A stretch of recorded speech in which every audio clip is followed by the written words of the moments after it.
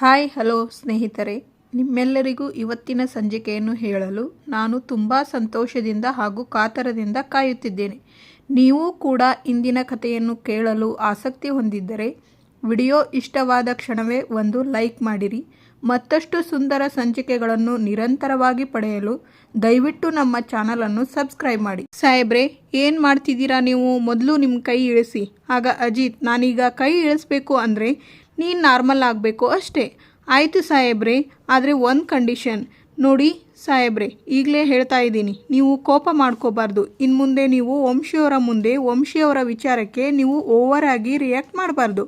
ಆಗ ಅಜಿತ್, ಅಷ್ಟೇನಾ? ಇನ್ನು ಏನಾದರೂ ಇದೆಯಾ? ಸರಿ ಆಯಿತು, ಇನ್ನು ಅವನ ವಿಚಾರದಲ್ಲಿ ಓವರ್ ಆಗಿ ರಿಯಾಕ್ಟ್ ಮಾಡೋದಿಲ್ಲ. ನಮ್ಮ ಸಾಹೇಬರು ಜಾನ, ಬೇಗ ಎಲ್ಲ ಅರ್ಥ ಮಾಡ್ಕೊಂಡ್ಬಿಡ್ತಾರೆ. ಆಗ ಅಜಿತ್, ಮನೆಯವರೆಲ್ಲ ಸೇರಿ ಅಂಜುನ ವಂಶಿಗೆ ಕೊಡಬೇಕು ಅಂತ ಮಾತಾಡ್ತಿದ್ದಾರೆ. ಅಯ್ಯೋ ಹೌದಾ ಸಾಹೇಬ್ರೆ, ನನಗೆ ಗೊತ್ತೇ ಇರಲಿಲ್ಲ. ಆಗ ಅಜಿತ್, ಅದಕ್ಕೆ ಈಗ ನಾನು ಯಾರಿಗೂ ಹೇಳದೆ ವಂಶಿಯವರ ಊರಿಗೆ ಹೋಗ್ತಾ ಇದ್ದೀನಿ. ಮನೆ ಮಗಳಿಗೆ ಒಬ್ಬ ಹುಡುಗನ ತಂದ್ಕೊತಿದ್ದೀವಿ ಅಂದರೆ ಹುಷಾರಾಗಿರಬೇಕು ಅಲ್ವಾ? ಅದಕ್ಕೆ ಅವರ ಫ್ಯಾಮಿಲಿ ಬ್ಯಾಕ್ಗ್ರೌಂಡ್ ತಿಳ್ಕೊಂಡು ಬರುವುದಕ್ಕೆ ಅವರ ಊರಿಗೆ ಹೋಗ್ತಾ ಇದ್ದೀನಿ. ನೀವು ಹೇಳ್ತಾ ಇರೋದು ಕರೆಕ್ಟ್ ಸಾಹೇಬ್ರೆ, ನೀವು ಹಾಗೇ ಮಾಡಿ. ನೀನು ಇವತ್ತು ಅಂಗಡಿಗೆ ಹೋಗೋದು ಬೇಡ, ಮನೆಯಲ್ಲೇ ಇರು. ಸರಿ ಸಾಹೇಬ್ರೆ, ನಾನು ಮನೆಯಲ್ಲೇ ಇರ್ತೀನಿ. ಆದರೆ ವಂಶಿಯವರ ಊರಿಗೆ ಹೋಗ್ತಿದ್ದೀರಲ್ಲ, ನೀವು ಒಬ್ಬರೇ ಹೋಗ್ತಿದ್ದೀರಾ ಅಥವಾ ಸತ್ಯಣ್ಣನ ಕರ್ಕೊಂಡು ಹೋಗ್ತಿದ್ದೀರಾ? ಒಬ್ಬನೇ ನಾನು ಅಲ್ಲಿಗೆ ಹೋಗ್ತಿರೋದು, ಯಾರಿಗೂ ಗೊತ್ತಿಲ್ಲ. ಅದರ ಜೊತೆಗೆ ನಾನು ಹೋಗೋ ವಿಚಾರ ಸತ್ಯಣ್ಣನಿಗೂ ಗೊತ್ತಾಗೋದು ಬೇಡ, ಅವರಿಗೆ ಸರ್ಪ್ರೈಸ್ ಆಗೇ ಇರಲಿ. ಸರಿ ಸಾಹೇಬ್ರೆ, ನೀವಾಗಲೇ ವಿಷಯನ ಮನೆಯವರಿಗೆ ಹೇಳೋವರೆಗೂ ನಾನು ಯಾರಿಗೂ ಹೇಳೋದಿಲ್ಲ. ಆಗ ಅಜಿತ್, ಗಿಳಿ ಮೂಗಿನ ಕೆಂಪು ಕಡಿಮೆ ಆಯಿತು. ಈಗಲಾದರೂ ತಮ್ಮ ಫೇವ್ರೆಟ್ ಐಸ್ ಕ್ರೀಮ್ ತಿನ್ಬೋದಾ? ಅರೆ ತಿನ್ನೋಣ ಅಂತ ಕರ್ಕೊಂಡು ಬಂದು ಅರ್ಧ ಗಂಟೆಯಿಂದ ಹರಿಕತೆ ಮಾಡ್ತಿದ್ದೀರಲ್ಲ. ಬನ್ನಿ ಸಾಹೇಬ್ರೆ, ನನಗೆ ಮ್ಯಾಂಗೋ ಫ್ಲೇವರ್ ಕೊಡಿಸ್ತೀರಾ? ತರ್ತೀನಿರು. ಆಗ ಅಜಿತ್ ಚೂರು ಪಾರು ಕೋಪ ಇತ್ತು ಅಂದರೆ 1 ಸ್ಪೂನ್ ಐಸ್ ಕ್ರೀಮ್ ತಿಂದು ಅದನ್ನು ತನಗೆ ಮಾಡ್ಕೊಂಬಿಡು, ಮತ್ತೆ ಯಾವತ್ತೂ ಕೋಪ ಮಾಡ್ಕೊಳ್ಳೋ ಹೋಗಬೇಡ. ಆಗ ಸಾಹೇಬ್ರೆ, ನಾನು ಕೋಪ ಮಾಡ್ಕೊಂಡಿದ್ದು ಒಂದೇ ಒಂದು ಸಲ. ನೀವ್ಯಾಕೆ ಇಷ್ಟೊಂದು ಸಲ ಹೇಳ್ತಿದ್ದೀರಾ? ಆ ಒಂದು ಸರಿಗೆ ನಾನು ಎಷ್ಟು ನಲಗು ಹೋಗಿದ್ದೀನಿ ಗೊತ್ತಾ ಸಾಹೇಬ್ರೆ? ಆಯಿತು ಸಾಹೇಬ್ರೆ, ಸುಮ್ಮನೆ ಯಾರಾದರೂ ನೋಡಿದರೆ ತಪ್ಪು ತಿಳ್ಕೊತಾರೆ. ನನಗೆ ಮ್ಯಾಂಗೋ ಐಸ್ ಕ್ರೀಮ್ ಕೊಡಿಸಿದ್ದೀರಲ್ಲ, ನಾನು ತಿನ್ಕೊತೀನಿ, ನೀವು ತಿನ್ನಿ. ನೋಡಿದವರು ಯಾರು ತಪ್ಪು ತಿಳ್ಕೊಳ್ಳಲ್ಲ. ಗಂಡ ಹೆಂಡತಿ ಎಷ್ಟು ಅನ್ಯೋನ್ಯವಾಗಿ ಇದ್ದಾರಲ್ಲ ಅನ್ಕೊತಾರೆ ಅಷ್ಟೇ. ಅಯ್ಯಯ್ಯೋ ಸಾಹೇಬ್ರೆ, ಅದು ಹಾಗಲ್ಲ. ಜನ ನನ್ನ ನೋಡಿ ಎಷ್ಟೊಂದು ಸ್ವಾರ್ಥಿನಪ್ಪ ಇವಳು ಅನ್ಕೊತಾರೆ. ಯಾಕೆ ಹೇಳಿ? ಅವರ ಗಂಡನ ಪಾಲಿಂದು ಇವಳೇ ತಿಂತಿದ್ದಾಳೆ ಅಂತ. ನೋಡಿ ಸಾಹೇಬ್ರೆ, ನನಗೆ ಇದು ಇಷ್ಟೇ ಇರ್ಬೋದು, ಒಟ್ಟಿಗೆ 4-5 ತಿನ್ನುವಷ್ಟು ಶಕ್ತಿನೂ ಇರ್ಬೋದು. ಆದರೆ ನಿಮ್ಮಿಂದ ಕಿತ್ಕೊಂಡು ತಿನ್ನುವಷ್ಟು ದುರಾಸೆ ನನಗಿಲ್ಲ. ನೀವು ತಿನ್ನಿ, ಏನು ನೋಡ್ತಿದ್ದೀರಾ? ತಿನ್ನಿ, ಕರಗಿ ಹೋಗುತ್ತೆ. ಸರಿ ಚಿನ್ನ. ಸಾಹೇಬ್ರೆ, ಇಲ್ಲಿ ಯಾರೂ ಇಲ್ಲ. ಚಿನ್ನ, ರನ್ನ, ಮುತ್ತು ಇವೆಲ್ಲ ಬೇಕಾ? ಬೇಕು. ಸರಿ ಕರ್ಕೊಳ್ಳಿ. ನಿನ್ನೆ ನಾನು ಊಟ ಮಾಡಿಲ್ಲ ಅಂತ ನೀನು ಊಟ ಮಾಡಿರಲಿಲ್ಲ. ನೀವು ಯಾಕೆ ಊಟ ಮಾಡಿಲ್ಲ ಅಂತ ನಾ ಕೇಳಿದಾಗ ನಿಮ್ಮ ಕೈ ತುತ್ತು ತಿಂದು ಅಭ್ಯಾಸ ಆಗಿ ಹೋಗಿದೆ ಸಾಹೇಬ್ರೆ. ನೀವು ತುತ್ತು ಕೊಡದೆ ನಾನು ಹೇಗೆ ಊಟ ಮಾಡಲಿ ಅಂತ ಹೇಳಿದೆ ಅಲ್ವಾ? ಹೌದು. ಏನಿವಾಗ? ಯಾಕೆ ಹಾಗೆ ಹೇಳಿದೆ? ನಿನ್ನ ಪ್ರಕಾರ ನಮ್ಮ ಕಾಂಟ್ರಾಕ್ಟ್ ಮುಗಿದ ಮೇಲೆ ನಿನಗೆ ಕೈ ತುತ್ತು ಯಾರು ಕೊಡ್ತಾರೆ? ದಾರಿ ತಪ್ಪಿ ನಿನ್ನ ಮನಸ್ಸು ಏನಾದರೂ ನನ್ನ ಮೇಲೆ ಮನಸ್ಸು ಮಾಡಿದೆಯಾ? ಅಂದರೆ ನನ್ನ ಲವ್ ಮಾಡು ಅಂತ ಹೇಳ್ತಿಲ್ಲ ತಾನೇ ನಿನ್ನ ಮನಸ್ಸು? ಆಗ ಭೂಮಿ, ಲವ್ವ ಸಾಹೇಬ್ರೆ? ಸುಮ್ಮನೆ ನಿಮ್ಮ ತಲೆಗೆ ನಿಮ್ಮ ಮನಸ್ಸಿಗೆ ತುಂಬ ಕೆಲಸ ಕೊಡ್ತಿದ್ದೀರಾ ಅನಿಸ್ತಾ ಇದೆ. ಏನು ಸಾಹೇಬ್ರೆ, ನೀವು ಏನೇನೋ ಮಾತಾಡ್ತಿದ್ದೀರಾ. ನೀವು ಊಟ ಬೇಡ ಅಂತ ಹೇಳಿದಾಗ ಮನೆಯವರೆಲ್ಲ ಅಲ್ಲೇ ಇದ್ದರು. ನೀವು ಹೋದ್ಮೇಲೆ ನಾನು ಅಲ್ಲೇ ಕೂತ್ಕೊಂಡು ಚೆನ್ನಾಗಿ ಊಟ ಮಾಡಿದರೆ ಅವರ ಮನಸ್ಸಲ್ಲಿ ಏನಾದರೂ ಏನಪ್ಪ ಇದು, ಗಂಡ ಎದ್ದೋದ್ಮೇಲೂ ಹೆಂಡತಿ ಈ ರೀತಿ ತಿಂತಿದ್ದಾಳಲ್ಲ ಅಂತ ಅಪ್ಪಿ ತಪ್ಪಿ ಯಾವ ಸೀಮೆ ಗಂಡ ಹೆಂಡತಿ ಇವರಿಬ್ರು? ಗಂಡ ಉಪವಾಸ ಇದ್ದರೂ ಇವಳು ತಿಂತಾಳಲ್ಲ ಹೀಗಂತ ಡೌಟ್ ಬರಬಾರ್ದು ಅಂತ ನಾನು ನಿಮಗೆ ಉಪವಾಸದ ಕಂಪನಿ ಕೊಡ್ತಿದ್ದೆ ಅಷ್ಟೇ. ನಾನು ಊಟ ಮಾಡಬೇಕಾದ್ರೆ ನಿಮ್ಮ ಕೈ ತುತ್ತು ಅಭ್ಯಾಸ ಆಗೋಗಿದೆ ಅಂತ ಯಾಕೆ ಹೇಳಿದೆ? ಇರೋದನ್ನು ಹೇಳಬೇಕಿತ್ತಲ್ಲ. ನೀನು ಆ ಮಾತು ತಗೊಂಡಾಗ ನಮ್ಮಿಬ್ಬರನ್ನ ಬಿಟ್ಟು ಅಲ್ಲಿ ಯಾರೂ ಇರಲಿಲ್ಲ. ಅತ್ತೆ ಇದ್ರು ಸಾಹೇಬ್ರೆ. ಸುಳ್ಳು ಅಂತಾರೆ ಅಜಿತ್. ಹೀಗೆ ಹೇಳ್ತೀರಾ ಅಂತ ನನಗೆ ಚೆನ್ನಾಗಿ ಗೊತ್ತು. ಇಲ್ಲ ನಾನಿನ್ನ ಅಂತಿರ್ತಾರೆ ಅಜಿತ್. ಅಷ್ಟರಲ್ಲಿ ಭೂಮಿ, ಸಾಹೇಬ್ರೆ, ಸುಮ್ಮನೆ ನೀವು ನನ್ನ ಮಾತಲ್ಲಿ ಕಟ್ ಹಾಕೋಕ್ಕೆ ಹೋಗಬೇಡಿ. ನೀವು ಏನು ಹೇಳಬೇಕು ಅಂದ್ಕೊಂಡಿದ್ದೀರಾ ಅದನ್ನು ಡೈರೆಕ್ಟಾಗಿ ಹೇಳಿಬಿಡಿ. ನಿನಗೆ ನನ್ನ ಮೇಲೆ ಯಾವ ಫೀಲಿಂಗ್ಸು ಇಲ್ವಾ? ಇದನ್ನೇ ತಾನೇ ನೀವು ಹೇಳೋದಕ್ಕೆ ಕಾಯ್ತಾ ಇರೋದು. ನನಗೆ ಗೊತ್ತು. ಆಗ ಅಜಿತ್ ಮನಸ್ಸಲ್ಲಿ ಹೇಳೋದಕ್ಕಿಂತ ಮುಂಚೆ ಇವಳೇ ಹೇಳ್ಬಿಡ್ತಾಳೆ. ಅದರ ಬದಲು ನನಗೆ ನಿಮ್ಮ ಮೇಲೆ ಎಷ್ಟು ಫೀಲಿಂಗ್ಸ್ ಇದೆ ಗೊತ್ತಾ ಸಾಹೇಬ್ರೆ? ನಿಮ್ಮನ್ನು ಬಿಟ್ಟು ನೀವು ಇಲ್ಲದೆ ನಿಮ್ಮನ್ನು ನೋಡದೆ ಒಂದು ಕ್ಷಣ ಇರೋದಕ್ಕೆ ಆಗಲ್ಲ ಅಂತ ಹೇಳ್ಬೋದಾಗಿತ್ತಲ್ಲ. ನೀವು ಮನಸ್ಸಲ್ಲಿ ಅಂದ್ಕೊಂಡಿದ್ದೀನಲ್ಲ ನಾನು ಹೇಳಾ, ನಾನೇನು ಅಂದ್ಕೊಂಡೆ ಅಂತ ಹೇಳು ಫಸ್ಟ್ ಅಂತಾರೆ ಅಜಿತ್. ಆಗ ಭೂಮಿ, ನಾನು 1 ಸ್ಪೂನ್ ಐಸ್ ಕ್ರೀಮ್ ತಿನ್ನೋದಕ್ಕಿಂತ ಮುಂಚೆನೇ ಅವಳು 1 ಕಪ್ ಐಸ್ ಕ್ರೀಮ್ ತಿಂದ್ಬಿಟ್ಲಲ್ಲ, ನಂದೇನಾದರೂ ಕೇಳಿಬಿಟ್ರೆ ಅಂತ ಅನ್ಕೊತಿದ್ರಿ ತಾನೇ? ಖಂಡಿತವಾಗ್ಲೂ ನಾನು ಹಾಗೆ ಅನ್ನಲ್ಲ ಸಾಹೇಬ್ರೆ.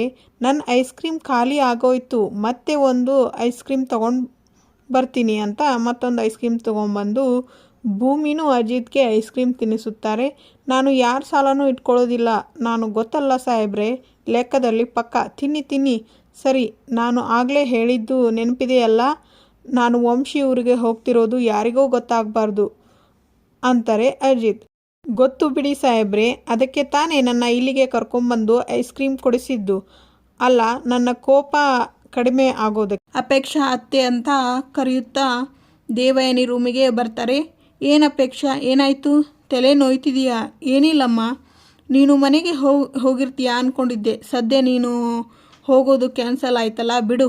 ಏನತ್ತೆ, ನೀವು ನನ್ನ ಮನೆಗೆ ಕಳಿಸೋದ್ರಲ್ಲೇ ಅದಿರಲ್ಲ. ಅಜಿತ್ ಹೇಗಿದ್ದರೂ ಇಲ್ವಲ್ಲ, ಅದಕ್ಕೆ ಇಲ್ಲೇ ಉಳಿದುಕೊಂಡೆ. ಆಗ ದೇವಯಾನಿ, ಹಾಗಾದರೆ ಸುಮ್ಮನೆ ಬಂದಿಲ್ಲ ನೀನು ನನ್ನ ರೂಮ್ಗೆ? ಹೌದು ಅತ್ತೆ, ತುಂಬ ಇಂಪಾರ್ಟೆಂಟ್ ವಿಷಯನೇ ಮಾತಾಡೋಕ್ಕೆ ಬಂದಿದ್ದೀನಿ ಅತ್ತೆ. ಅವನು ಯಾರೋ 3ನೇ ಅವನು ಆ ಭೂಮಿ ಪ್ರಾಣ ಕಾಪಾಡಿದ ಅಂತ ಅವನ್ನ ಮನೆಗೆ ಕರ್ಕೊಂಬಂದು ಇಷ್ಟೆಲ್ಲ ಉಪಚಾರ ಮಾಡ್ತಿದ್ದಾರಲ್ಲ. ಅದೂ ಅಲ್ಲದೆ ನಮ್ಮನೆ ಹೆಣ್ಮಗುನ ಅವನಿಗೆ ಕೊಟ್ಟು ಮದುವೆ ಮಾಡಬೇಕು ಅಂತ ಕಾಯ್ತಿದ್ದಾರೆ. ಏನು ಹೇಳೋಣ ಅತ್ತೆ ಇದಕ್ಕೆ? ಏನು ಮಾಡಲಿ ಅಪ್ಪು, ಅಂಜು ಮದುವೆ ವಿಷಯದಲ್ಲಿ ನಾನು ಅವಸರ ಮಾಡಲೇಬೇಕಾದ ಪರಿಸ್ಥಿತಿ ಬಂದಿದೆ. ನಿಮ್ಮ ಅವಸರ ಅಂಜು ಜೀವನಕ್ಕೆ ಅಪಘಾತ ಆಗಬಾರ್ದಲ್ವಾ ಅತ್ತೆ? ನನಗೆ ಏನು ಮಾಡಬೇಕು ಅಂತಾನೇ ಗೊತ್ತಾಗಲಿಲ್ಲ. ನನಗೆ ಈಗಲೂ ಭೂಮಿ ಮತ್ತು ಅಜಿತ್ ಮದುವೆ ಬಗ್ಗೆ ಇರುವ ಅನುಮಾನ ಇನ್ನೂ ಜಾಸ್ತಿ ಆಗ್ತಿದೆ ಅತ್ತೆ. ನಿನ್ನೆ ಅವರಿಬ್ಬರು ಮಾತಾಡಿದ್ದು ನಾವೇ ನೋಡಿದ್ವಲ್ಲ, ಅವರಿಬ್ಬರ ಬಾಯಲ್ಲಿ ಬಂದದ್ದು ಮಾತು ಯಾವುದೂ ಸುಳ್ಳು ಅಂತ ಅನಿಸ್ಲೇ ಇಲ್ಲ ಅತ್ತೆ. ಆದರೂ ಏನೋ ಕನ್ಫ್ಯೂಷನ್. ನೀನು ಹೇಳೋದು ನಿಜ ಅಪ್ಪು, ಆದರೆ ಈಗ ನಾನೇನು ಮಾಡಬೇಕು ಅಂತ ಗೊತ್ತಾಗಲಿ. ನೀವು ಏನೇ ಹೇಳಿ ಅತ್ತೆ, ನಮ್ಮ ಅಂಜುಗೆ ಅಜಿತೇ ಒಳ್ಳೆ ಜೋಡಿ ಯಾವತ್ತಿದ್ರು. ನಮ್ಮ ಮಂಜು ಅಜಿತ್ನೇ ಮದುವೆ ಆಗಬೇಕು. ನನಗೂ ಅವರಿಬ್ಬರ ಮದುವೆ ಆದರೆ ತುಂಬ ಇಷ್ಟ ಅಪ್ಪು.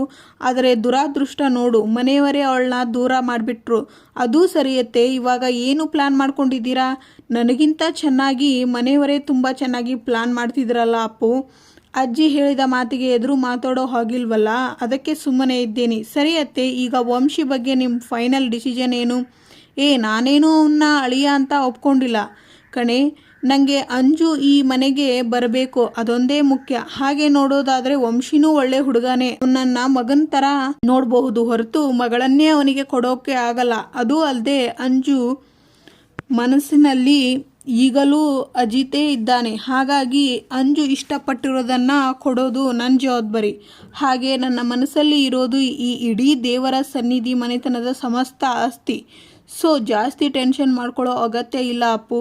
ಕಾಯೋಣ. ಇನ್ನೂ ಅಜಿತ್ ಆ ವಂಶಿ ಹಿನ್ನೆಲೆನ ಕೆದಕಿ ಹೇಳಬೇಕಲ್ಲ. ಅಜಿತ್ ಸ್ಟೇಷನ್ಗೆ ಬರ್ತಾರೆ. ಅಲ್ಲಿ ಸತ್ಯಣ್ಣ ಇರ್ತಾರೆ. ಎಷ್ಟೊತ್ತಿಂದ ಕಾಯ್ತಾ ಇದ್ದೀನಿ. ನಿನಗೆ ಎಲ್ಲಿ ಹೋಗಿದ್ದೆ? ಅಲ್ಲಪ್ಪ, ಬೆಳಗ್ಗೆಯಿಂದ ಎಲ್ಲಿ ಹೋಗಿದ್ದೆ? ಯಾಕಪ್ಪ ಮಾತಾಡ್ತಿಲ್ಲ? ಅಲ್ಲ, ನನಗೂ ಒಂದು ಮಾತು ಹೇಳದೆ ನೀನು ಎಲ್ಲಿ ಹೋಗಿದ್ದೆ ಅಂತ. ಆಗ ಅಜಿತ್, ಬೆಳಗ್ಗೆ ವಿಷಯ ಬಿಟ್ಬಿಡಿ. ಈಗ ಸ್ವಲ್ಪ ಹೊತ್ತಿಗೆ ಮುಂಚೆ ನಾನು ನಿಮ್ಮನೆ ಹತ್ರನೇ ಹೋಗಿದ್ದೆ. ಆಗ ಸತ್ಯನ ನಮ್ಮನೆ ಹತ್ರನ? ಅಲ್ಲ, ನೀನು ಯಾಕೆ ಈ ರೀತಿ ಮಾತಾಡ್ತಿದ್ದೀಯಾ? ಅಲ್ಲ, ಆಲ್ ಓಕೆ. ಭೂಮಿಗೆ ಅಂಗಡಿಗೆ ಬರಬೇಡ ಅಂತ ಹೇಳಿದಂತೆ ನಾನು ನಿನಗೆ ಎಷ್ಟೊಂದು ಫೋನ್ ಮಾಡಿದ್ದೀನಿ, ರಿಸೀವೇ ಮಾಡಲಿಲ್ಲ. ಅದೂ ಅಲ್ಲದೆ ನಾನು ಭೂಮಿನ ಕೇಳಿದೆ ಎಲ್ಲಿ ಹೋಗಿದ್ದಾನೆ ಅಜಿತ್ ಅಂತ. ಅವಳು ಗೊತ್ತಿಲ್ಲ ಸತ್ಯನ ಅಂತ ಹೇಳಿದ್ಲು. ಎಲ್ಲಿಗೆ ಹೋಗಿದ್ದೆ ನೀನು? ಆಗ ಅಜಿತ್, ನಿಮ್ಮ ಇಷ್ಟೂ ಪ್ರಶ್ನೆಗಳನ್ನು ಒಂದು 10 ನಿಮಿಷ ಪಕ್ಕಕ್ಕಿಡಿ. ನಾನು ಕೇಳೋ ಪ್ರಶ್ನೆಗಳಿಗೆ ಉತ್ತರ ಕೊಡಿ ಅಷ್ಟೇ.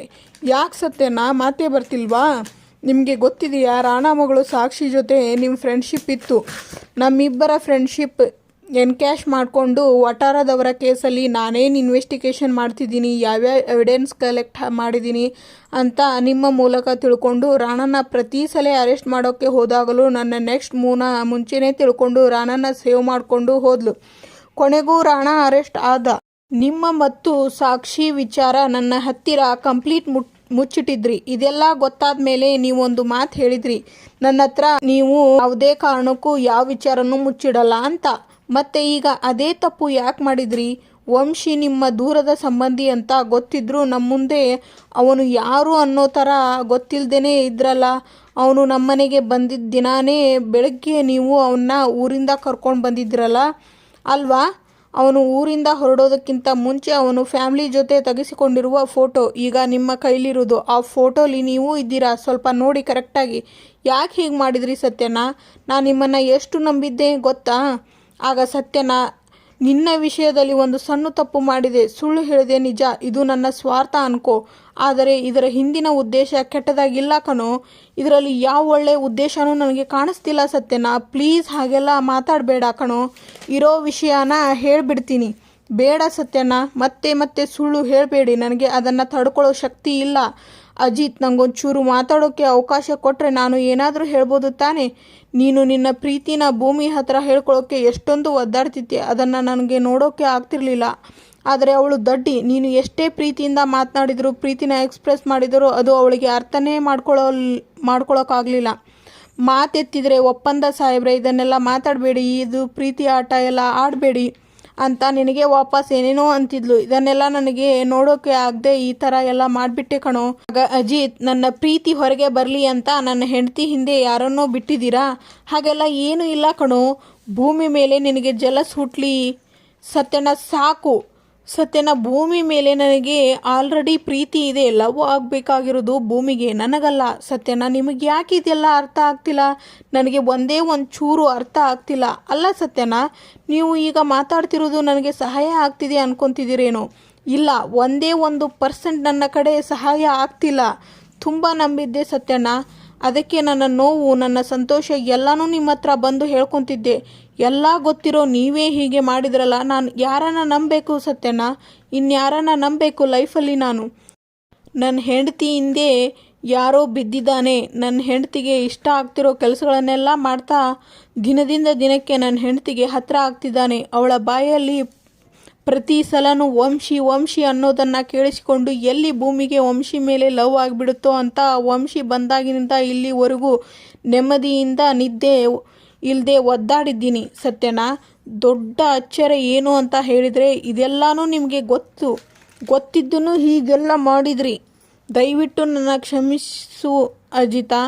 ಇದೊಂದು ಬಿಟ್ಟು ನನಗೆ ಬೇರೆ ಏನು ಹೇಳೋಕೆ ಆಗ್ತಿಲ್ಲ. ಆಗಿರೋ ತಪ್ಪನ್ನು ನಾನೇ ಸರಿಪಡಿಸ್ತೀನಿ. ಅವನನ್ನು ಈಗಲೇ ಮನೆ ಬಿಟ್ಟು ಹೋಗೋಕೆ ಹೇಳ್ತೀನಿ. ನೀವು ಏನು ಮಾಡ್ತೀರೋ ನನಗೆ ಗೊತ್ತಿಲ್ಲ. ಈಗಾಗಿರೋ ಸಮಸ್ಯೆಗಿಂತ ಇನ್ನೂ ಜಾಸ್ತಿ ಆಗಬಾರ್ದು ಅಷ್ಟೇ. ನಿಮಗೆ ಅರ್ಥ ಆಗುತ್ತೆ ಅನಿಸುತ್ತೆ. ಎಲ್ಲರೂ ಸೇರಿ ಮನೆಯಲ್ಲಿ ಕೇರ ಮಾಡ್ತಿರ್ತಾರೆ. ಆಗ ವಂಶಿ, ನಮ್ಮ ಪ್ರಿನ್ಸಿಪಲ್ ಮೇಡಮ್ ದೇವಯಾನಿ ನಮ್ಮ ಜೊತೆ ಇದ್ದಾರೆ ಅಂದರೆ ಈ ಸರಿ ಕಪ್ ನಮ್ಮದೇ ಮಾತಾಡ್ತಾ ಕೇರ ಮಾಡ್ತಿರ್ತಾರೆ. ಆಗ ನಚ್ಚಿ, ಬ್ರೋ ನೀವ್ಯಾರ ಜೊತೆಗೆ ಆಟ ಆಡ್ತಿದ್ದೀರಿ ಅಂತ ಗೊತ್ತಾ ನಿಮಗೆ? ಇನ್ನೂ ಗೊತ್ತಿಲ್ಲ. ಅತ್ತೆ ಸೊಸೆ ಒಂದಾದರೆ ಇಡೀ ಜಗತ್ತನ್ನೇ ಗೆದ್ಬಿಡ್ತಾರೆ ಗೊತ್ತಾ? ಆಗ ದೇವಯಾನಿ ನಚ್ಚಿ, ನಮ್ಮ ಕಡೆನೂ ಅತ್ತೆ ಸೊಸೆ ಕಾಂಬಿನೇಷನ್ ಇದೆ, ಮರ್ತ್ಬಿಟ್ಟಿಯಾ? ಹೀಗೆ ಆಡ್ತಾ ಇರಬೇಕಾದ್ರೆ ಸಂಗೀತ ಅವರು, ನಮ್ಮ ದೇವಯಾನಿಗೆ ಒಬ್ಬಳು ಮಗಳಿದ್ದಾಳೆ, ಅವಳ ಹೆಸರು ಅಂಜನಾ ಅಂತ. ಆಗ ಭೂಮಿ, ನೋಡೋದಕ್ಕೆ ತುಂಬ ಸುಂದರವಾಗಿದ್ದಾರೆ, ಮನಸ್ಸು ಅಷ್ಟೇ ಒಳ್ಳೆಯದು. ಆಗ ಸಂಗೀತ, ಹೌದು ಕಣೋ, ಅವಳು ಭೂಮಿ ಹೇಳಿದ ಹಾಗೆ ನಿಜವಾಗ್ಲೂ ಒಳ್ಳೆ ಹುಡುಗಿನೇ. ಅಮ್ಮ ಹರಕೆ ಹೊತ್ತುಕೊಂಡಿದ್ದಾರೆ, ಅಂಜು ಮದುವೆ ಫಿಕ್ಸ್ ಆದರೆ ಹೋಮ ಮಾಡಿಸ್ತೀವಿ ಅಂತ. ಅದಕ್ಕೆ ನಮ್ಮ ಪಲ್ಲು ಅದನ್ನು ಕ್ಲೀನ್ ಮಾಡ್ತಾ ಇದ್ದಾಳೆ. ಆಗ ವಂಶಿ, ಹಾಗಿದ್ರೆ ಸೂಪರ್, ಸದ್ಯದಲ್ಲೇ ಒಂದು ಮದುವೆ ಊಟ ಸಿಗುತ್ತೆ ಅಂತ ಆಯಿತು ಈ ಮನೆಯಲ್ಲಿ. ಅಂದ ಹಾಗೆ ಮದುವೆಗೆ ನನ್ನ ಕರೀದನ್ನು ಮಾತ್ರ ಮರಿಬೇಡಿ ಪ್ಲೀಸ್. ವಂಶಿಗೆ ಕಾಲ್ ಮಾಡಿ, ಸತ್ಯನ, ಅಜಿತ್ಗೆ ನಮ್ಮಿಬ್ಬರ ವಿಷಯ ಗೊತ್ತಾಯಿತು, ಮನೆಯವರಿಗೆಲ್ಲ ನಾನು ಏನೋ ಹೇಳಿ ಮ್ಯಾನೇಜ್ ಮಾಡ್ತೀನಿ, ಹೊರಟು ಬಿಡು ನೀನು. ಆಗ ವಂಶಿ, ನಿಮ್ಮ ಸರ್ಕಲ್ ಇನ್ಸ್ಪೆಕ್ಟರ್ ಅಜಿತ್ ರಾಮನಾರಾಯಣ್ ಅವರಿಗೆ ಸತ್ಯ ಗೊತ್ತಾದ ಮೇಲೆ ವಿಷಯನ ಅರಗಿಸ್ಕೊಳ್ಳೋಕೆ ಆಗ್ತಿಲ್ವಾ?